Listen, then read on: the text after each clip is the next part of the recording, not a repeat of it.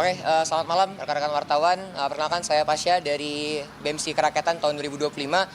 Kami dari BEMSI Kerakyatan kebetulan dapat undangan dari Pak Mensesnek dan Pak Seskap sebetulnya, tapi yang hadir tadi kebetulan Pak Prasetyo Hadi, Pak Mensesnek, dan didampingi juga oleh Pak Mendikti Saintek yaitu Prof. Brian. Begitu, wartawan.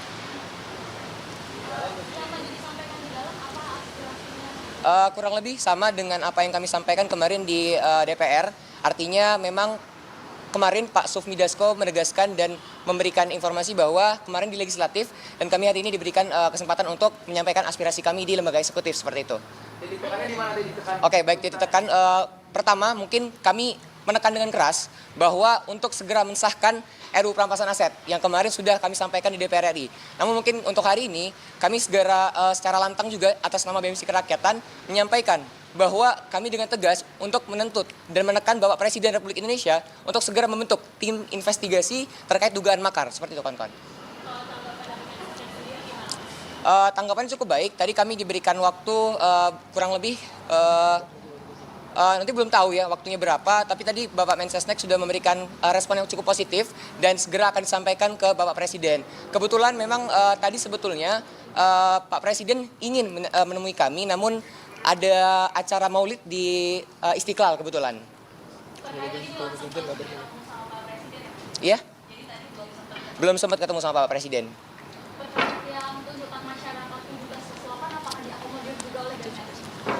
Ya, mungkin ya tadi mungkin sudah ya perkenalkan, nama saya Kaleb, saya Ketua BEM UPN Veteran Jakarta. Tadi sudah disampaikan oleh kawan-kawan yang masuk ke dalam dengan Pak Mensesnek dengan Pak Mendikti, bahwasanya 17+8 harus bisa diakomodir, dan Pak Mendikti dan Pak Mensesnek pun mengiyakan untuk bisa mengakomodir setiap aspirasi yang sedang trending per hari ini gitu, 17+8 seperti itu. Dan kami sekali lagi BEMSI Kerakyatan juga menekankan bahwasanya pemerintah eksekutif, yudikatif, dan legislatif menegakkan supremasi sipil dan tolak militerisme sebab seharusnya militer menjadi alat negara dan harus balik ke barat. Seperti itu.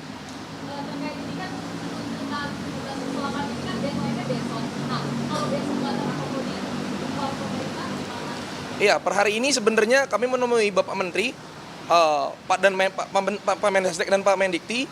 Bukan berarti ini kemenangan yang sudah mutlak bagi kami, tetapi harus ada pengawalan yang jelas gitu. Dan kami mengajak seluruh masyarakat untuk bisa mengawal apapun tuntutan, baik 17+8 ataupun aspirasi ataupun tuntutan yang disebarluaskan ataupun disuarakan oleh masyarakat di setiap daerah, itu harus tetap dikawal dan tetap disuarakan seperti itu.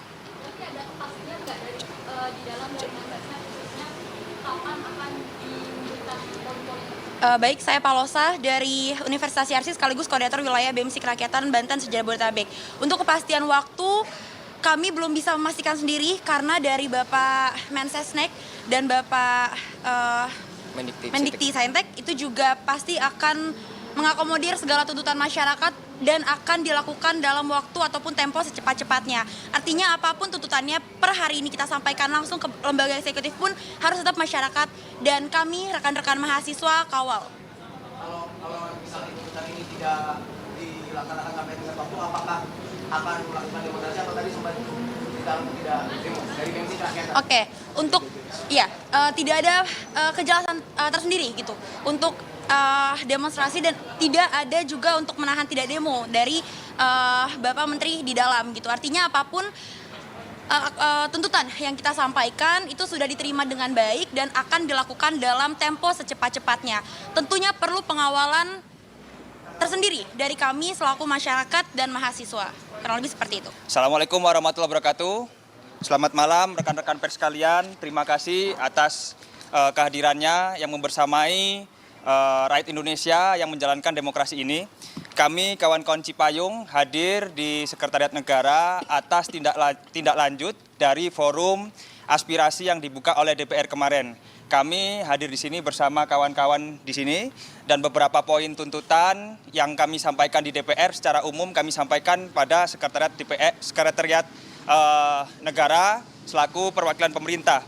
Beberapa yang menjadi titik fokus kami adalah bagaimana kawan-kawan aktivis di seluruh daerah dan seluruh kabupaten kota bisa tidak ada yang dilakukan kriminalisasi. Pembebasan aktivis ini tentu menjadi tujuan pokok kami. Lalu yang berikutnya adalah mengenai bagaimana tim investigasi harus dibentuk oleh Presiden, dan berikutnya adalah kebijakan-kebijakan yang berpihak kepada masyarakat, misalnya pajak dan lain sebagainya, agar tidak dinaikkan oleh Presiden dan pemerintah, seperti itu. Kawan-kawan yang lain silakan. Ya, Baik. Rishad dari DPP GMNI, Ketua Umum. baik. Jadi kami menambahkan, jadi tadi kami mengusulkan bahwa sebagai langkah konkret untuk tidak ada kriminalisasi dan pemukaman suara aktivis, jadi kita sama-sama membuat report dan krisis desk untuk kita sebagai civil society, khususnya organisasi-organisasi ini, mengumpulkan temuan-temuan yang ada di seluruh kabupaten kota yang ada di Indonesia, karena kami ketepatan organisasi yang ada di nasional, tentang kriminalisasi oleh aktivis. Nah, pengumpulan itu kemudian tadi pemerintah juga sudah setuju untuk akan dibantu proses pengeluarannya. Itu. Dan yang kedua, tentunya kami dari organisasi mahasiswa juga menekankan serius kepada pemerintah untuk bersungguh-sungguh melakukan perbaikan institusi publik. Untuk bersungguh-sungguh melakukan perbaikan institusi publik dan memberikan atau membuat institusi publik yang inklusif, yaitu institusi publik yang menyerap aspirasi masyarakat dan mendistribusikan hak. Jadi itu yang kawan-kawan tadi sampaikan di dalam. Saya Sedikit menambahkan dari dua kawan saya yang tadi kami juga sampaikan. Saya Handi Muharam, Ketua Umum PB HMI MPO. Kami menyampaikan juga tadi bahwasanya pemerintah harus berkomitmen secara bersama-sama menegakkan supremasi sipil. Kemudian kami juga menyampaikan agar pemerintah segera melakukan reformasi Polri sebagai komitmen penegakan supremasi sipil.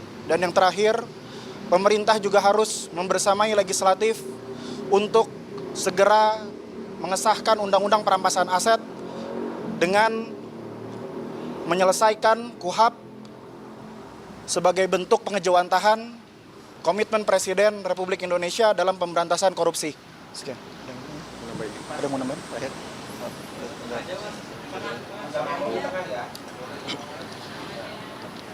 Saya dari PBPMI Cokro, kami tadi juga menyampaikan bahwasannya pemerintah juga harus terbuka, harus memberikan ruang terbuka kepada mahasiswa, kepada masyarakat secara umum, bahwasanya ada kendala-kendala yang akan dihadapi oleh pemerintahan, itu juga bisa disampaikan secara terbuka kepada masyarakat umum agar kita mahasiswa, agen-agen intelektual, kaum cendekiawan itu juga bisa membantu, tidak hanya menuntut tapi juga membantu, karena kita semuanya pasti menginginkan negara kita, bangsa kita menjadi bangsa yang maju dan terdidik, kayak gitu. Oke, nambahin satu lagi. Baik, izin menambahkan satu hal penting.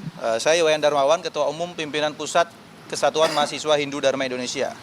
Jadi pasca eskalasi dan aksi demonstrasi belakangan ini, kita melihat Presiden bertemu dengan Ketua Umum Partai Politik di Istana. Tentu itu menunjukkan betapa kuatnya posisi Presiden hari ini, ditambah juga dukungan publik atas langkah-langkah yang diambil oleh Presiden. Oleh sebab itu kami mendorong dengan adanya dua kekuatan ini, Presiden untuk dapat melakukan dan mengambil langkah-langkah strategis ke depan. Seperti tadi disampaikan oleh teman-teman, bagaimana mengevaluasi kebijakan PBB yang mensengsarakan masyarakat, kemudian juga menciptakan lapangan pekerjaan, membuka data hari ini rakyat miskin seberapa banyak. Kemudian yang terakhir juga untuk bagaimana peran lembaga pembantu Presiden agar lebih optimal, agar bola panas tidak selalu dilemparkan ke istana dan mengarah kepada Presiden. Mungkin itu yang dapat disampaikan. Terima kasih kepada rekan-rekan media. Oh ya, satu lagi tadi Pak. Tadi sudah disampaikan juga kepada Mensesnek bahwasanya ada beberapa kawan-kawan kita, kader-kader kita yang masih proses. Kemarin ketika turun menyampaikan aspirasi ditangkap, itu juga sudah kita sampaikan untuk segera dilepaskan. Jadi kepada sahabat-sahabat kita, kawan-kawan kita, kader-kader kita yang mungkin masih menjalani proses itu, silakan di-report kepada organisasi masing-masing, kepada kita, ketum-ketum di sini, untuk bisa segera kita follow up-kan. Tadi sudah kita sampaikan. Terima kasih. Nah, makanya ini kita minta kepada teman-teman media untuk menyampaikan nanti biar kawan-kawan kita di setiap daerah provinsi juga ikut mendata dan juga segera mereport kepada kita yang nanti akan kita follow up kembali. Tadi sudah kita sampaikan.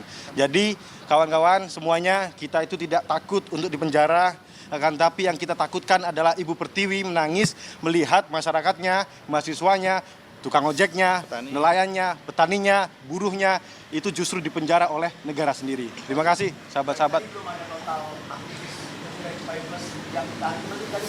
Sedang kita himpun. Data sedang kita himpun ya. Belum sedang terus kita buka report desk, Mas. Pokoknya kita menolak kriminalisasi aktivis. Oke.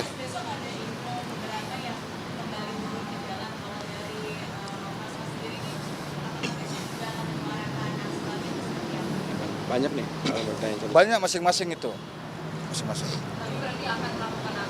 Tergantung dari organisasinya, Pak. Pastinya di setiap organisasi kita terus melakukan kajian-kajian, Mas. Nanti ada RTL-nya masing-masing juga. Nanti pasti juga disampaikan juga.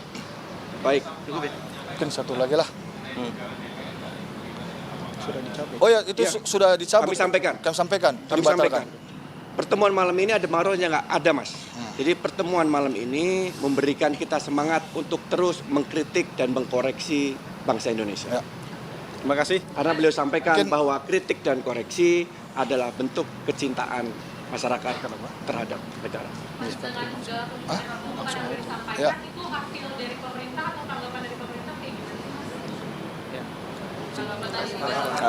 Tanggapan. Iya, karena forum ini adalah Rishad, Ketua Umum DPP GMNI. Karena forum hari ini adalah forum tindak lanjut atas pertemuan kami yang di DPR kemarin, maka ini adalah bentuk penyerapan aspirasi dari pemerintah itu sendiri yang berkolaborasi dengan DPR tentunya. Kajian-kajian sudah kami serahkan sebagaimana di DPR kemarin dan kami ulangi kembali di dalam kantor tadi, seperti itu. Ya.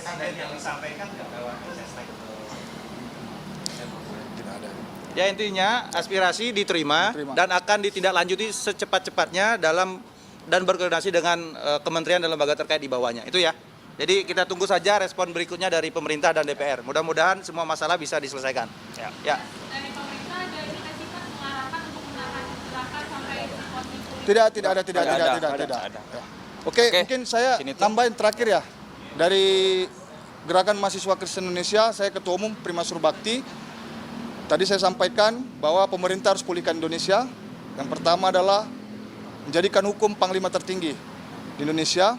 Yang kedua tadi kita bicara ekonomi, bagaimana mengatur tata kelola sumber daya kita agar dikelola dan digunakan untuk kemakmuran rakyat.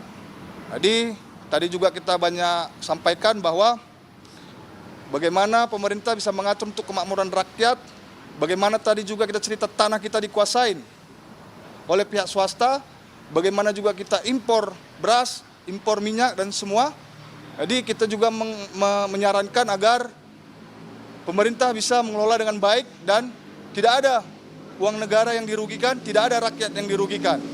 Kami juga meminta untuk tegas terhadap koruptor dan mafia-mafia yang merugikan rakyat. Dan yang ketiga juga tadi GMKI menyampaikan bahwa banyak warga gereja juga yang dipersekusi, banyak warga gereja juga yang diintimidasi, bahkan ada pelanggaran HAM.